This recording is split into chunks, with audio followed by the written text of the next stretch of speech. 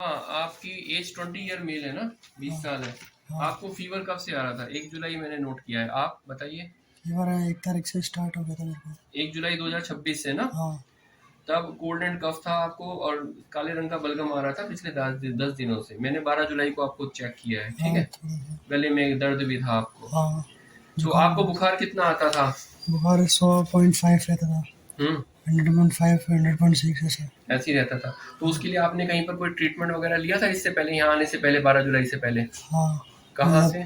पास का क्लिनिक था उधर, सुमा क्लिनिक, मतलब वहाँ हाँ, में बंगाली डॉक्टर बैठते हैं, उसमें बंगाली। अच्छा। तो बंगाली डॉक्टर से आपने ट्रीटमेंट वगैरह लिया, क्या बताया उन्होंने, क्या बीमारी उनने बताई? मतलब पहले मेरे को खांसी जुकाम था, बुखार था, मेरे को लगा जुकाम बुखार है, तो नॉर्मल से 3 दिन तक दवाई दी। हुँ, 2 डेज की दी थी, 2 डेज में फिर मतलब आराम नहीं मिला। हुँ, तीसरा दिन दिया, हुँ, तो फिर कह रहा है तीसरे दिन अगर आराम नहीं मिलता तो ब्लड टेस्ट होगा। हुँ, तो ब्लड टेस्ट करवाया फिर मैंने उससे, हुँ, तो उसने किया करवाया था, फिर उसमें उसने मतलब बताया ESR 30 है, थोड़ा सा वायरल हो रखा है। हुँ, तो इस चक्कर में फिर उसने दवाई बांधी, दवाई से फिर उससे आराम नहीं मिला। तो हुँ। फिर यहाँ पे आया मैं।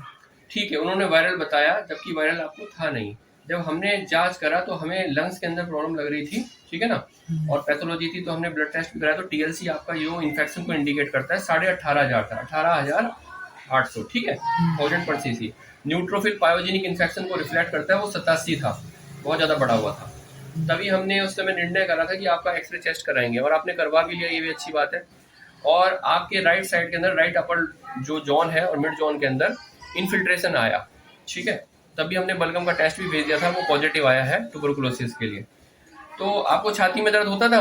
हाँ, कहाँ छाती पर? में दर्द 13 जून को हुआ था मेरे को। हाँ, 13 फर्स्ट। जून को हुआ था। पर आपने ये वाली बात नहीं बताई थी हमें ना पहले जब हम आए नहीं। थे। आप 12 जुलाई को आए थे। हाँ। मैंने आपसे पूछा भी था कि कभी कोई फैमिली हिस्ट्री तो नहीं रही है ट्यूबरकुलोसिस की है, तब भी आपने नहीं बताया था। फिर नेक्स्ट डे जब हमें हाँ। पता चला तब आपने हाँ कही।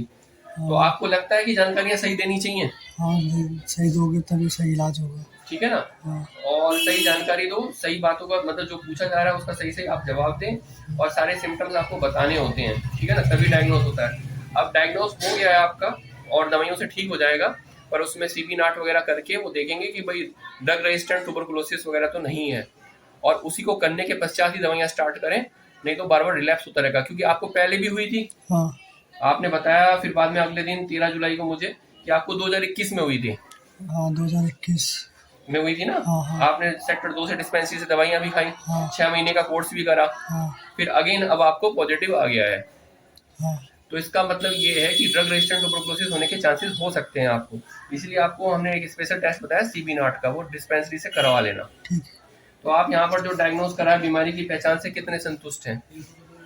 मतलब तसल्ली है कि अब मतलब इलाज ढंग से होगा और मतलब ठीक होने के, अगर ठीक हो जाऊंगा बस। ठीक है, जानकारी ज़रूरी होनी चाहिए, ठीक है? ठीक।